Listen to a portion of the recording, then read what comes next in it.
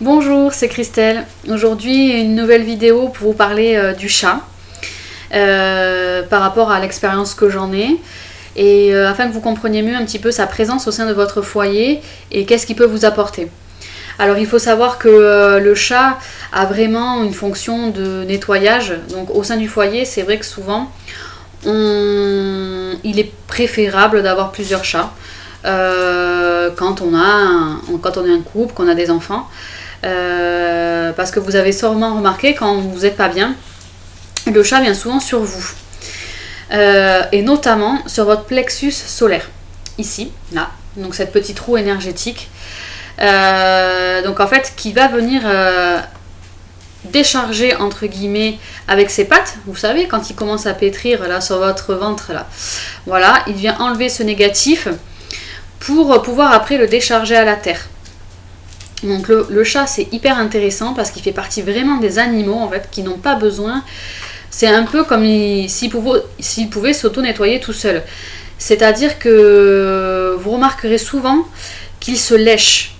Donc par cette fonction, en se léchant souvent, il se nettoie. Donc en fait, c'est pas parce qu'ils veulent qu'entretenir leur fourrure, bien évidemment, c'est une des fonctions aussi principales, mais en se léchant, en fait aussi, ils permettent alors de nettoyer leur corps et donc d'activer tout ce processus de nettoyage qu'ils ont en eux.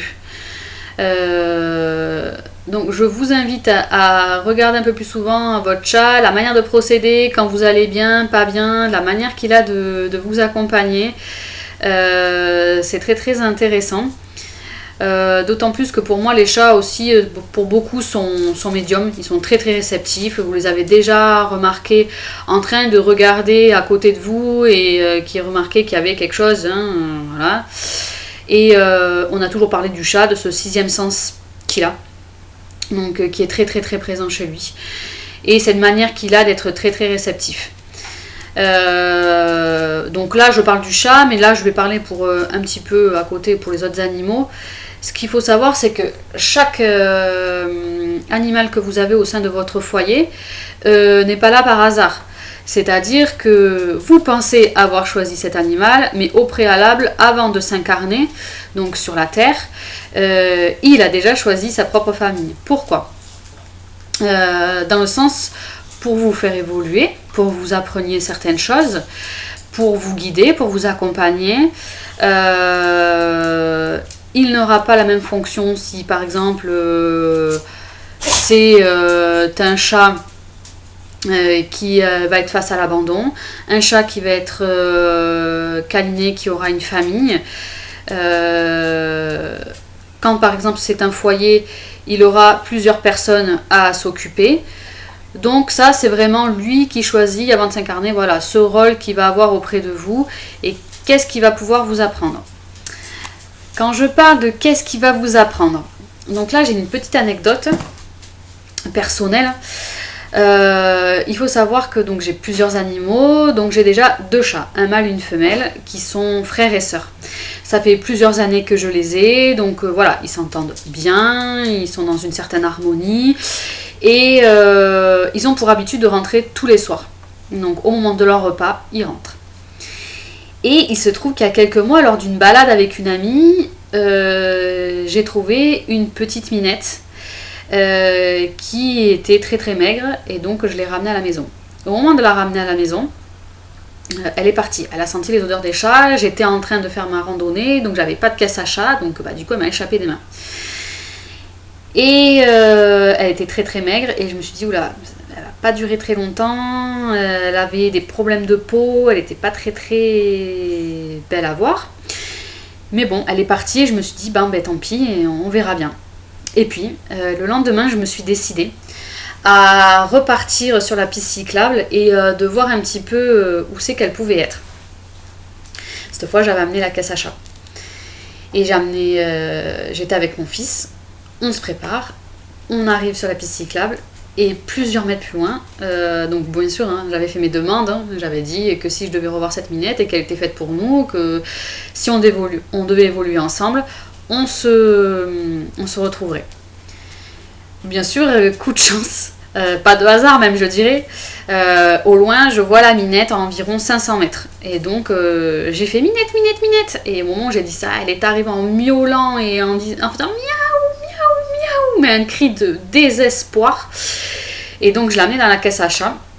Et je l'ai amenée chez moi. Et donc, elle est restée environ 1 mois dans ma véranda, le temps qu'elle s'acclimate, donc à voir mes chats à travers la véranda. Qu'elle apprenne aussi à s'habituer à nous parce qu'on voyait bien que je pense que ça a été un chat qui a eu l'habitude d'errer et donc je voyais bien au niveau du comportement qu'il y avait beaucoup de choses aussi qui lui faisaient peur, qu'elle n'était pas à l'aise, elle avait besoin de temps. Donc moi je lui demande juste à être sa fonction de chat, je ne la brusque pas, je n'attends rien d'elle, juste que elle prenne son temps. Et puis au fur et à mesure elle a voulu sortir. Ce qui est entièrement normal. Donc on a un grand jardin, donc on l'a laissé sortir. Et puis au début, elle sortait que par épisode. Et puis elle s'est mise à sortir vraiment à partir 5 jours, 7 jours, et à faire des allers-retours comme ça, très intermittents. Donc moi, j'avoue quand même que j'étais plus ou moins un petit peu inquiète. D'autant plus que j'avais pas l'habitude d'avoir ce genre de comportement, ce genre de chat entre guillemets. Mes animaux rentrent tous les soirs, ils sont vraiment très proches de nous. Donc là, je me suis dit qu'est-ce que j'ai à apprendre de ça parce que moi je voyais que j'étais pas rassurée et qu'elle partait, enfin voilà. Et donc j'ai pris un peu plus de recul et en regardant un peu plus en arrière et en prenant un peu plus de hauteur, j'ai remarqué aussi que moi aussi il fallait que j'apprenne à lâcher, à prendre plus de détachement et à lui faire confiance, chose que j'ai faite et à chaque fois elle revient. Donc à savoir que voilà, je me dis c'était son mode de fonctionnement, il est tout à fait respectable et c'était à moi aussi de me déconditionner. Et quand j'ai vu ces chats, mes premiers chats, j'avais pas du tout le même éveil spirituel. Et en fait, quand je regarde maintenant cette minette et que je la vois, en fait, c'est un peu, entre guillemets, aussi ce que je suis devenue. Cet être totalement libre, où en fait, il faut aussi rien trop me demander. Et je veux être totalement libre. Et donc là, en fait, ça fait vraiment un effet miroir. Donc c'est très très intéressant que vous preniez de la hauteur, parce qu'en fait, c'est pas l'animal forcément qui a un problème. C'est aussi qu'il veut vous montrer certaines choses, certaines étapes de votre vie, certains cheminements. Et franchement, prenez ce recul, regardez autour de vous qu'est-ce qu'ils veulent vous apprendre, parce qu'ils sont vraiment d'une grande sagesse. Et leur présence n'est pas anodine. Donc après, vous verrez que suivant votre caractère, ce que vous êtes vraiment, certains animaux vous correspondent plus que d'autres, et ça, voilà, en faisant cette analyse, c'est hyper intéressant. Voilà. Donc, du coup, si vous aimez les chats, regardez un peu plus qui vous êtes, ils vont vous apprendre encore plus. Apprenez à communiquer avec eux, échangez, parlez-leur. En tout cas, ils sont très très réceptifs. Et surtout, je vous souhaite plein de câlins parce que ils vont venir un petit peu, vous penserez à moi quand ils viendront vous plotter le ventre et qu'ils viendront enlever tout le négatif que des fois vous avez absorbé. Et moi je sais que mes chats souvent se mettent tout le long de la colonne vertébrale, même quand des fois je suis dans mon lit. Et donc je sens vraiment qu'ils font un soin tout le long de la colonne vertébrale. En plus tout le long de la colonne quasiment on a ce système de chakras. Donc au niveau énergie, eux aussi sont là pour m'accompagner et me guider aussi vers certaines choses. J'ai aussi besoin des fois, comme vous, d'évacuer certaines choses. Eux le font très bien. Quand ils sont à certains endroits, c'est que c'est pas pour rien. Vous pensez beaucoup qu'ils dorment et parfois qu'ils sont feignants. Alors entre guillemets, j'ai envie de dire, ils méditent beaucoup. En fait, pendant qu'ils dorment, ils vont beaucoup sur d'autres plans subtils. C'est-à-dire qu'ils vont dans d'autres dimensions, ils explorent d'autres choses. Voilà. Donc pour le chat, c'est aussi pour ça qu'il dort beaucoup. Donc voilà.